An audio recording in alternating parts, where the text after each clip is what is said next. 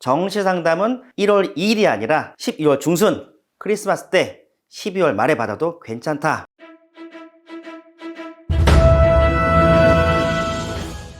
안녕하십니까. 대학미래연구소 소장 이재진입니다. 오늘 준비한 영상은 정시 컨설팅 언제가 좋아요? 1월 2일이 좋겠죠? 입니다. 상담 기간에 대해서 문의하는 분들이 많습니다. 그런데 대체로 정시 상담은 좀 늦게 받는 게 좋지 않냐 라는 얘기를 많이 하시는데 아마 세 가지 이유 때문에 그런 것 같아요. 우선 첫 번째 보면 정시 상담 때 제일 많이 쓰는 데이터는 진학사이 모의 지원과 고속 성장 분석기입니다. 그런데 모의 지원은 매일매일 컷이 업데이트가 됩니다. 작년 기준으로는 보통 4시에서 5시쯤에 한번 업데이트가 되거든요. 1회 업데이트입니다. 그래서 매일 업데이트 하다 보니까 학과별 점수가 계속 변해요. 그러다 보니까 정시 지원하려는 학부모님들이나 학생들 같은 경우에는 저 데이터가 매일 변하니까 굳이 일찍 상담 받을 필요가 있어 이렇게 생각하는 경우가 많거든요. 작년, 재작년 계속 그랬지만 모의 지원 회사의 업데이트 마지막 날짜는 서울대 원서 접수 마감날 당일 오전이에요. 작년에도 마감일 오전 7시에 최종 업데이트를 했습니다. 그래서 이런 데이터 특징을 보면 뒤로 하면 또 좋은 거 아니야? 라는 생각을 갖고 있는 것 같아서 늦게 받으면 좋다라는 분위기가 형성되어 있는 것 같아요. 그리고 두 번째, 워낙 모의 지원을 많이 쓰니까 정시 지원자가 대략 작년 같은 경우에 16만 7천 명 정도 되는데 11만 정도 되는 학생들이 모의 지원을 이용했습니다. 그러니까 다수가 이용을 하잖아요. 그러다 보니 모의 지원 컷을 실제 컷이라고 동일시하는 분위기가 많이 형성되고 있습니다. 첫 번째 명제 연장선상에서 이런 의견들이 돌거든요. 모의 지원이 워낙 잘 맞으니까 모의 지원 데이터 보고 해야 돼. 그래서 모의 지원 컷과 실제 컷이 동일하다는 믿음 때문에 늦게 받는 걸 선호하는 분들이 많은 것 같습니다. 그리고 마지막, 정시 2월 인원을 확인한 다음에 해야 하지 않겠냐라고 얘기하는 분들이 많습니다. 무슨 말이냐?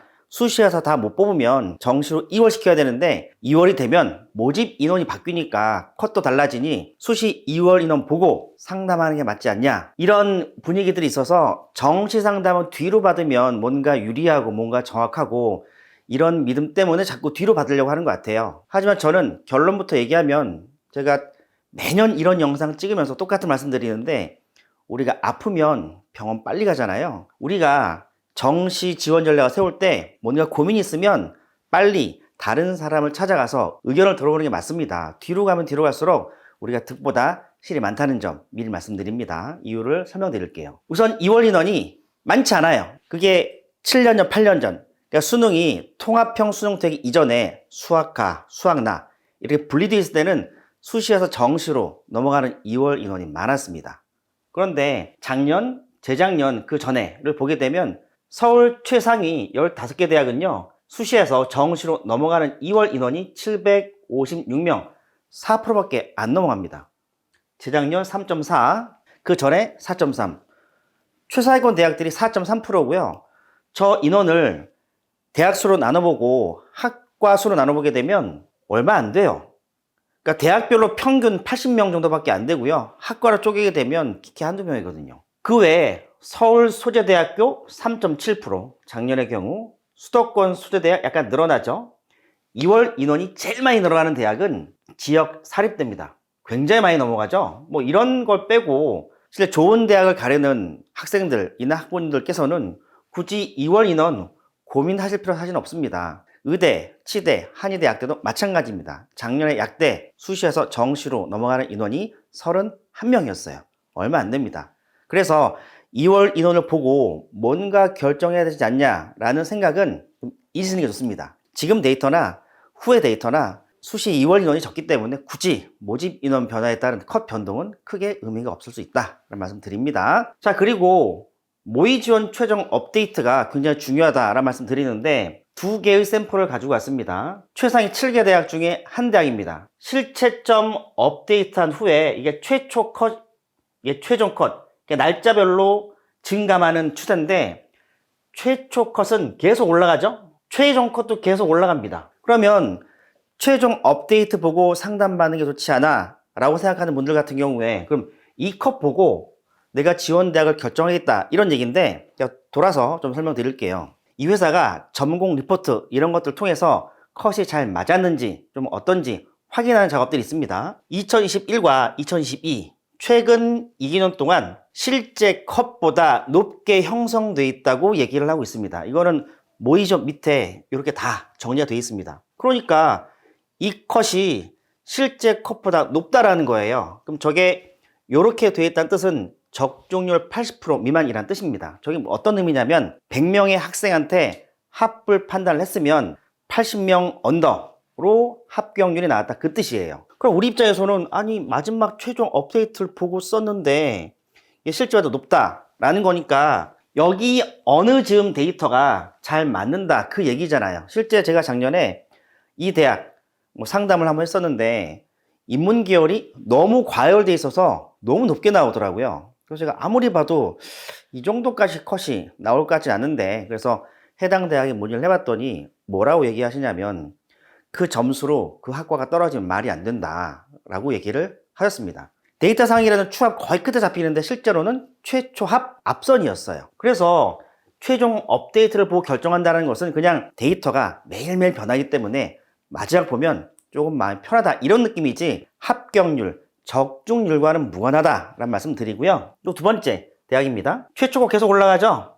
이게 떨어지는 경우는 거의 없습니다. 왜냐면 모의 지원자가 보통 실제 전에 딱 오픈이 되게 되면 보통 그 주에 한 5만 정도 들어오고요. 계속 쌓입니다. 막판까지 가면 11만 정도 쌓이는데 그렇게 쌓이다 보니까 컷이 올라갈 수밖에 없어요. 왜냐면 뒤로 한 12월 말쯤 들어온 학생들은 수시 다 떨어지고 이제 정시 써야 되잖아요. 그러니까 수시에서 불합격이 됐으니 얼마나 마음이 쫄리겠어요. 안전카드를 찾겠죠. 그래서 모의 지원에서 굉장히 안전한 카드를 찾다 보니까 학생들이 하향 안전 지원을 할 수밖에 없거든요. 그래서 컷이 대체로 올라갑니다. 최종 컷도 올라가죠. 자, 그러면 이 컷을 보고 지원 여부를 따져봐야 될 텐데, 자, 이쪽 다시 돌아와서 보도록 하겠습니다. 높았음에도 불구하고 실제보다도 낮았어요. 그러면 사실 마지막 날 업데이트를 보고 쓴다 이 말 자체가 틀린 거잖아요. 이런 케이스가 꽤 많습니다. 실제 다른 영상 보시게 되면 제가 메디컬 계열 일부 학과를 제가 샘플링해서 실제 입시 결과와 비교해 보게 되면 고평가된 학과도 많고요, 저평가된 학과도 많습니다. 왜냐하면 지원자들의 심리가 개입되기 때문에 학생들이 보수적으로 쓸 수밖에 없잖아요. 그래서 어떤 건 과열되고 어떤 학과들은 의외로 컷이 떨어지기도 해요. 그래서 마지막 날 업데이트를 보고 뭔가 쓴다라는 것은 그냥 마음만 편할 뿐이지 실제 합부라고는 전혀 관계가 없습니다. 그래서 저는 이때 오셔도 된다 얘기를 해요. 왜냐면 좀 빨리 오시게 되면 저 같은 경우에는 데이터 흐름을 딱 보게 되면 이 정도가 좀 과열될 것 같고 이 정도면 괜찮을 것 같다라고 얘기하면서 권해드리거든요. 마지막입니다. 제 큰애 서울대 경영 쓸 때 실 데이터인데요. 첫날부터 끝째 날까지 다 불합격이에요. 실제 1단계 수능 2배수하고 2단계 교과평가 들어가는데 56등 108명 중에 86점 어떻게 돼 있고 막 이렇게 돼 있어요. 4칸입니다. 이날부터 계속 불합격이에요. 자, 그런데 요때쯤 상담을 받거나 누군가의 조언을 받게 되면 숙련된 컨설턴트라면 실제 데이터가 이렇게 보이긴 하지만 이러이런 변수를 고려한다면 실제 불합격 아니고 합격일 가능성도 있으니까 너무 걱정하지 마시고 마지막 데이터까지 보신 후에 경전을 참고해서 쓰시면 좋은 결과가 나올 수 있습니다 라고 얘기하던가, 실제 데이터가 저렇게 불합격되어 있는데 여러 가지 변수를 고려해 보니까 마지막 업데이트까지 가도 불합격 될 것 같다, 다른 대안을 찾자, 요때 의견을 드려요. 그러면 접수 날까지 충분히 시간이 있으니까 이때 여러 가지 경우의 수를 고민하고 여러 가지 지원 전략을 세우거든요. 그러면 이때 오게 되면 내가 여러 가지 변수를 고민할 수 있어서 실제 지원 전략 세울 때 여유가 좀 있어요.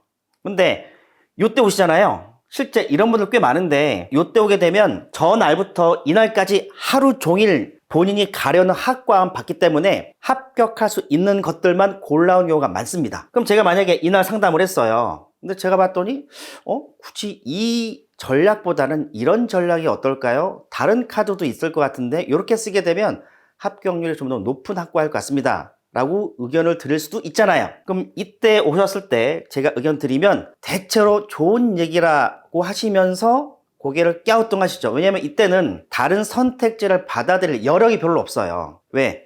이미 보름 이상 내가 쓸 학과를 정해놓고 이때는 확인만 받으려고 오시는 경우가 많거든요. 그래서 저는 굳이 이렇게 심적 여유가 없는 상태에서 이때 상담받는 건 조금 바람직하지는 않다고 해요. 좀 빨리빨리 타인의 의견을 들으신 다음에 여러 가지 경우 수를 가지고 조합해 보신 후에 가장 좋은 결정하는 게 맞지 않을까 생각을 합니다. 자, 여러 가지 말씀드렸는데 정리하겠습니다. 최근 몇 년 동안 정시 상담을 원서 없이 지원해 받는 게 좋다라고 얘기한 분들이 많습니다. 그래서 제가 한 3가지 근거를 가지고 그럴 필요가 없다. 12월 첫째 주, 둘째 주 상담 받아도 관계없다. 마지막까지 갈 이유가 없다. 라고 설명드렸습니다. 지금 현장에서 늦게 받아야 된다고 말하고 있는 근거 3가지가 사실 근거가 별로 없는 것들이에요. 실제 데이터를 분석하거나 근거를 찾아보게 되면 그러지 않을까라는 상상 속에서 나온 얘기들이지 실제 데이터 보게 되면 그러지 않습니다. 그래서 정시 상담은 늦게 받아서 그냥 다른 사람들한테 확인받는 정도보다는 좀 일찍 받으셔서